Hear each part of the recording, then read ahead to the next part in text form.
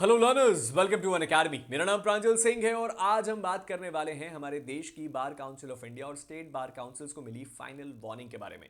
मेरे पीछे जो ये फोटो है वो है हमारे देश की उच्चतम न्यायालय सुप्रीम कोर्ट ऑफ इंडिया की। और सुप्रीम कोर्ट ऑफ इंडिया ने रिसेंटली हमारे देश की बार काउंसिल ऑफ इंडिया और बाकी दूसरी स्टेट बार काउंसिल्स को ये वार्निंग दी है कि अगर अब की बार भी हमारे इस आदेश का पालन नहीं हुआ तो आपके खिलाफ कंटेम्प्ट की प्रोसीडिंग चली जाएगी।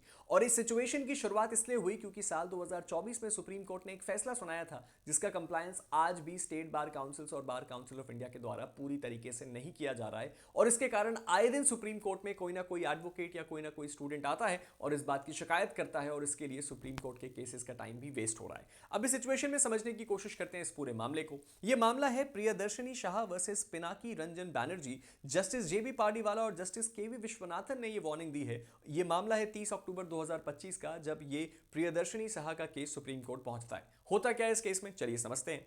अब बेसिकली आपको अगर याद ना हो तो मैं आपको याद दिला दूं, हमारे देश में Gaurav Kumar versus Union of India 2024 का एक केस हुआ था जहां पे सुप्रीम कोर्ट ने इस बात का आदेश दिया था कि जितनी भी स्टेट बार काउंसिल्स हैं वो एडवोकेट एनरोलमेंट फीस को कभी भी 750 रुपए फॉर द जनरल कैटेगरी और 125 रुपए SC ST कैटेगरी से ज्यादा नहीं ले सकती as enrollment fees under section 24 of the advocates act. अब इस सिचुएशन में बैकग्राउंड यह है कि हमारे देश की कई स्टेट बार काउंसिल्स में यह पैसा 15,000, 20,000 और इवन इनफैक्ट कई जगहों पे 40,000 रुपए तक था, जो कि स्टेट बार काउंसिल्स चार्ज करती थी एडवोकेट एनरोलमेंट फीस को लेके। यानी कि जब कभी भी एक स्टूडेंट को अपने आप को बार काउंसिल में एनरोल कराना होता है ताकि वो AIB का एग्जाम दे पाए, उसके लिए उसको इतना पैसा देना होता था। गौरव कुमार का केस आते ही सुप्रीम कोर्ट ने बोला जी नहीं, अब आपको ये करने की जरूरत नहीं है, केवल 750 रुपए की फीस ही काफी होगी।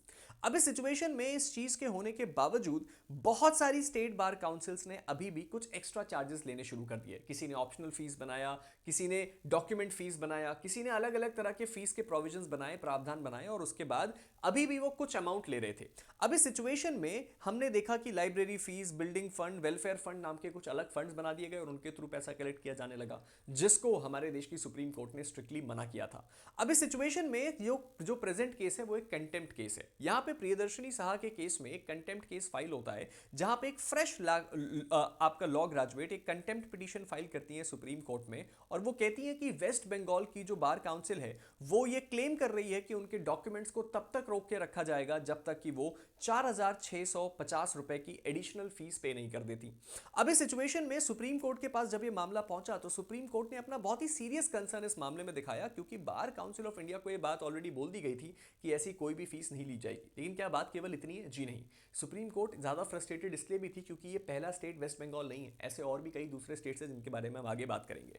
अब इस सिचुएशन में बार काउंसिल ऑफ इंडिया को उन्होंने बोला कि आप तुरंत इस मामले में एक्ट कीजिए और आप हमें रिपोर्ट कीजिए। सुप्रीम कोर्ट के डायरेक्शंस क्या थे? सुप्रीम कोर्ट ने सबसे पहले तो एक फाइनल वार्निंग दी है कि अगर कोई भी ऐसा स्टेट बार काउंसिल कोई भी ऐसा चार्ज लेता पकड़ा गया जो कि स्टैट्यूटरी फी से ज्यादा है, 750 रुपए और 125 रुपए से ज्यादा है, तो कोर्ट उनके खिलाफ कंटेम्प्ट की प्रोसीडिंग शुरू कर देगी। साथ ही साथ इस बात को ध्यान रखिएगा कि ये पूरी की पूरी बार काउंसिल के खिलाफ या बार एसोसिएशन के खिलाफ कोई कंटेम्प्ट प्रोसीडिंग नहीं होगी। बार काउंसिल के खिलाफ ये उसके जो रिस्पॉन्सिबल अथॉरिटीज है उनके खिलाफ करी जाएगी।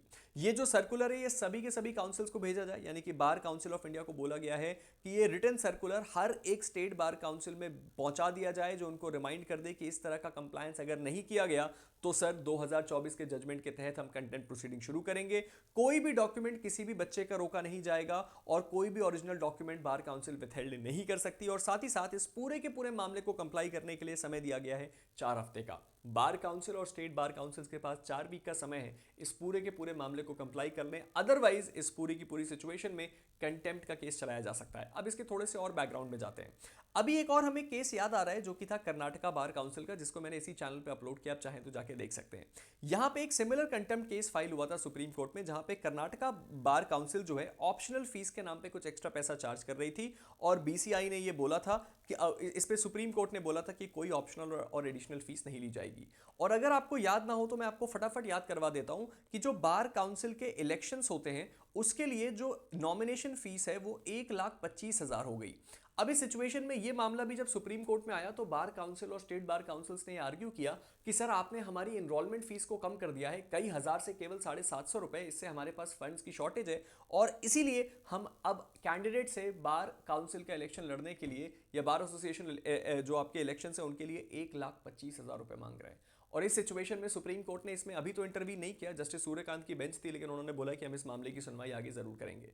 तो कुल मिला के बात बस इतनी सी है कि एडवोकेट एनरोलमेंट को लेकर सुप्रीम कोर्ट में इतना बड़ा मामला गया, और अगर आपके भी स्टेट में इस तरह की फीस ली जा रही है तो इस ऑर्डर की कॉपी निकाल के उनको लेके जाइए, दिखाइए और बताइए। और उसके साथ ही साथ आप भी इस मामले में इनिशिएट करके इस मामले को कोर्ट लेके जा सकते हैं अगर आपसे अननेसेसरीली कोई फीस ली जा रही है, क्योंकि एडवोकेट एनरोलमेंट्स को लेके 750 रुपए से ज्यादा फीस अगर जनरल कैटेगरी और SC ST के लिए 125 रुपए से ज्यादा फीस नहीं ली जा सकती, कोई एडिशनल चार्ज भी नहीं लिया जा सकता।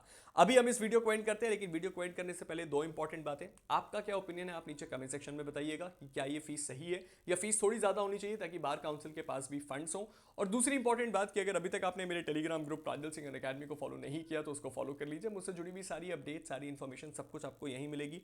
और उसके साथ ही साथ मैं आपको एक और बड़ी इंपॉर्टेंट बात बताना चाहता हूं, वो है हिमाचल जुडिशरी 2024 का रिजल्ट जो कि रिसेंटली आया। उसमें अनअकैडमी ने रैंक 2, 3 और 5 यानी कि टॉप रैंकर्स 3 दिए हैं आपको, और अपकमिंग एग्जाम्स में भी हम आपको ये डिलीवर करने वाले हैं। तो अगर आपका भी ड्रीम है एक जज बनने का, APO बनने का, तो आप भी अनअकैडमी को ज्वाइन करके अपनी इस लीगल जर्नी को हमारे साथ शुरू कर सकते हैं।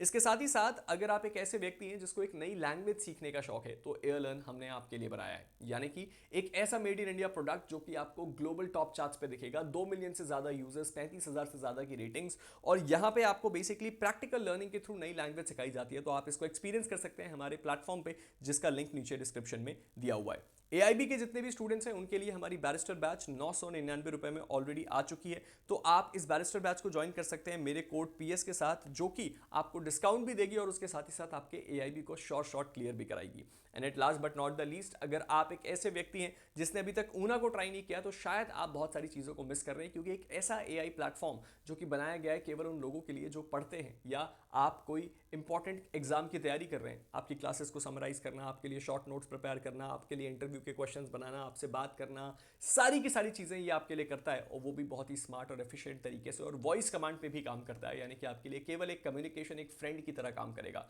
तो अभी तक अगर आपने इसको एक्सपीरियंस नहीं किया तो जरूर कीजिएगा। फिलहाल आपसे विदा लेते हैं, आप सबसे मुलाकात बहुत जल्द होगी गाइस, तब तक के लिए stay motivated and keep learning.